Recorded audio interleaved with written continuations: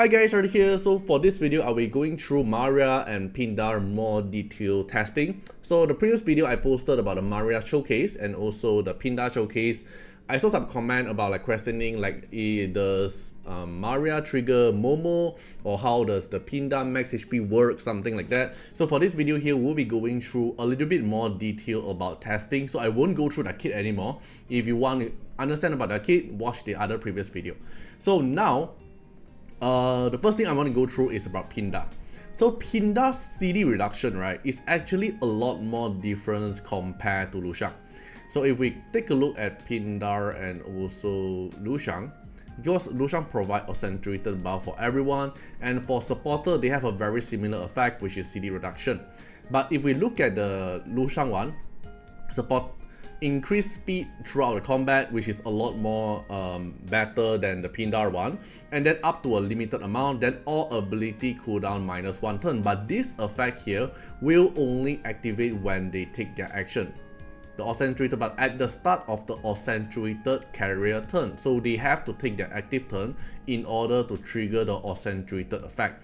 But if we look at the Pindar one, same thing is for supporter, but for his effect is supporter gets 10 speed, which is a raw 10 speed. So in terms of speed, is actually Luxiang one is better. But for Pindar one is after casting an ability, reduce all ability cooldown by 1 turn. So it is different than the Luxiang one, because Luxiang one is you take your active turn, then you get CD reduction. But for Pindar one is as long as you cast an ability, you get CD reduction. So if we take supporter as a example, so let's say Feng Shun is the best example here. So Feng Shun here is going to do 2 action within 1 turn, which is S3. Then after S3 will pursuit attack through S2. So that's 2 turn, and then it will cooldown reduction twice. So instead of 4 turn, it will reduce twice. So let's take a look how it will work. So at the start of the combat, my Pindar will take the action first. I instantly cast the S3 to apply the harmonic control. Alright, so now my Feng Shun, I begin in slow-mo. I S3, I buff up my team, and then this is 1 action. Then I proc a CD down, and then I do S2 pursue the damage. I proc another CD down. So there's going to be 2 CD down if your supporter expert actually triggered 2 things in 1 action. See, now the cooldown is only left 1 turn. So now we just wait for an Feng Shun turns again. I S1, AP push Feng Shun.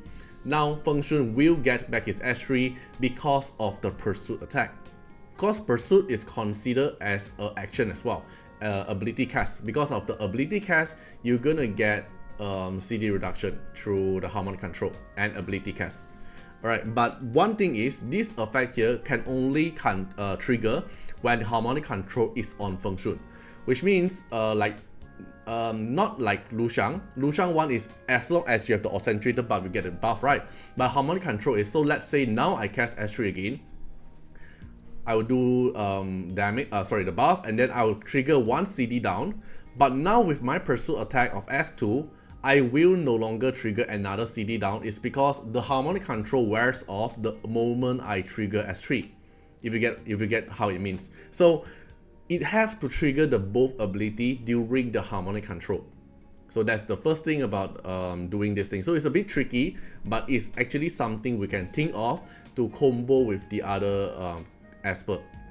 Okay, as long as they are doing 2 action, and as long as they are doing supporter. Then the other thing is about Pindar's max HP. So max HP here, this 20% increase, don't know it's 20 or 30%, because here return 20, but here return 30. So we have to look at the global server in the end. But based on here, because the previous day, the test server, it did not apply this HP effect. But now they already applied it, and now I'm going to show you. So let's say I'm going to put Clara here, I'm going to put Ahmed here. They are based on max HP heal, and also okay, let's take a look at these 2 first, right? Alright, so let's take these 2 for example. With my Clara here, when I cast S3, Clara heals is based on 35% of their max HP. So without Pindar here, the healing now amount, let's say for Ahmed, it's going to be 24k800, because that is the percentage of the max HP he have now. But now if I put in Pindar, Pindar is a wind type, and then no level up, I'm gonna get like 20 or 30% max HP at the start. Then with my Clara casting S3 now the heal gets increased. So because it's based on max HP, so the max HP will affect the skill that is based on their max HP as well. So same thing goes for Maria. So let's say you are putting Pindar and Maria in the same team. Maria here. Okay, because Maria is also a max HP heal Esper, right? So if I put it like this, and then let's say just put it here. Okay, let's take a look here. Alright, so I'm gonna apply buff, just like Maria take the extra turn now. Every heal proc that from the passive is 1826, and then with the S3 heal here is 60k based on the current max HP Maria have. So if I take Pindar away, the same thing, the max HP effect will just go off. Okay, 46k now, and then the every proc heal is 1400. So yes, Pindar's max HP will affect every skill effect that is max HP based effect. Alright, then the other thing about Maria, so now already go through the Pindar test, and now for the Maria one, this S1 here is actually pretty interesting. So I don't know if you guys remember that swap thing. We also have a swap Esper, which is gonna be, let's say, TA for example, TA.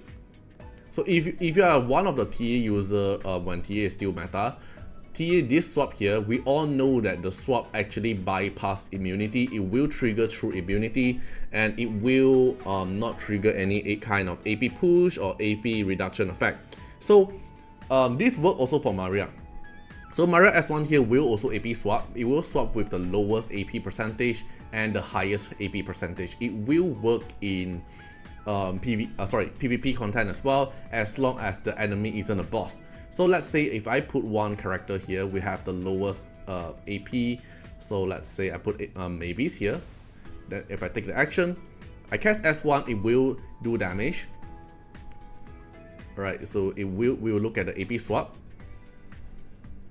It swaps, right? Because enemy doesn't have immunity, it will swap normally. But what if enemy have immunity will be the question. So let me show you a video clip here. Alright, so this is the video clip that I got just now. So my Maria here is going with Avatara. I want to let you know that Avatara trigger the S1 will also trigger this AP swap, and this AP swap will also trigger an immunity, but a slightly different way. Alright, so now let's take a look here. I'll have to go through one by one. Alright, so now enemy take his turn. Nusi do some damage here, and then I just ring drop some heals. Then Sakura damage me. I trigger Avatara, and now we look at the AP bar. Alright, it's a bit, I know it's a bit hard to look at the AP bar, but look at the AP bar here.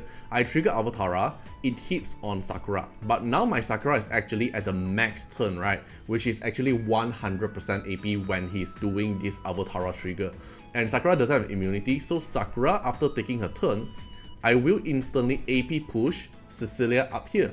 So if we look back again, my lowest AP Esper is Cecilia, and the highest AP is Sakura, because Sakura is taking a turn, so her turn is 100% AP. So if I trigger Avatara on Maria, they will AP swap, and Cecilia instantly get the turn because it becomes 100% AP on Cecilia now. So this is something interesting. I don't know if we are actually going to use this method Avatara in PvP content, but it is something interesting to go through. And then now, if now enemy have immunity, so Anna put up immunity on their team, and then I'm just gonna queue back myself first. Let me skip through that part. I think it's around when Maria is taking her own action. Okay, my Maria is gonna take the action here. Yeah, okay, so if I S1 on any of the target here, my lowest AP is currently Cecilia again, because my Cecilia here has no gear. So if I S1 on the target who have immunity, which is Anna here have immunity, and I S1, look at the AP bar, my Cecilia will push to the same AP with Anna, but Anna will still maintain at her own position. See, it triggers the immunity, but I still trigger the AP swap effect. But I did not swap Anna's AP down, but instead I AP swap Cecilia go to the Anna's AP bar. I don't know if this is intended. I thought it will be actually Anna go down and Cecilia go up, but instead it's actually Cecilia go up but Anna remain at their position. Okay, I don't know if this is gonna bring towards to the global, is this a bug or not, but at least a test server now, it seems it's gonna be something like this. Alright, then so with this swap effect here, it might actually be very interesting. We probably can even pick if you want to go growth or not. If you feel like you have a lot of HP already, probably can go for Avatara. When they do damage, then Maria trigger Avatara, then will hypothermia and also swap AP, and then grant rain keys for your lowest AP ally to get some more extra heal. So probably we can consider Avatara as the set for Maria as well. But same thing, this is a test server, so it might actually get changed at global. Probably it's a bug, but we thought it's a feature, who knows, right? And then the other thing of most people ask is actually if Maria passive will trigger Momo effect. So the previous video here, I already tested Maria after triggering Yuhimi's hamstruck through the AP push of the passive. She will still cast Lament Blessing because it's not considered as a special turn or not an Avatara thing or not not something outside of her turn. So it did not trigger the Yuhimi's hamstruck. But now we're gonna check and see if we're gonna trigger Momo's passive. Alright, so let's take a look here. Because Momo's passive will do action with S1 on that target whenever we do something outside of our turn. So we make it slow-mo, enemy Lu Shang do something at the start. Okay, now Chu Yao take its action S3, then Maria AP push and also trigger Lament Blessing for my whole team with heal. And you do notice that Momo did not do anything. So the Momo slash here is based on Chu Yao's assist. And then my Maria heal everyone again with Lament Blessing. But now we do not do, Momo did not trigger anything. And then another thing you want to notice that enemy Lu Shang already applies Safeguard at the start, which is 3 stack of Safeguard. But because of Maria here, Maria every time anyone take an action will apply Hypothermia to the enemy. Because Hypothermia is a debuff, it will get rid of the Lu Shang Safeguard chip by chip, which means if you want to make a debuff for team and if the Lu Shang Safeguard is actually annoying, then Maria's Hypothermia will actually help you to apply to get rid of the Safeguard a lot more easier. Anyone take an action, Momo take an action again. Okay, then this is a bonus turn, heal up my team. Maria trigger AP push, apply Hypothermia and also heal. So now before we do anything, and the enemy already get rid all their Safeguard and starting to get Hypothermia. So even if you have Safeguard here, even though you have Safeguard, you're still gonna get Hypothermia because we haven't triggered you yet. So let's say I do something else, I S1 on Sakura, I do some action, AP push and Hypothermia everyone. So now there's 2 stack of Hypothermia on Momo. Okay, so now I do a very big heal everyone, Yukini Blizzard, and then I apply Hypothermia. So now there's 3 stack of Hypothermia on Momo. So what happens if 3 stack of Hypothermia on Momo is because every time your Spirit Aegis on Chu Yao, here, when you take a hit, you only dispel 1 debuff from the carrier, which is Momo.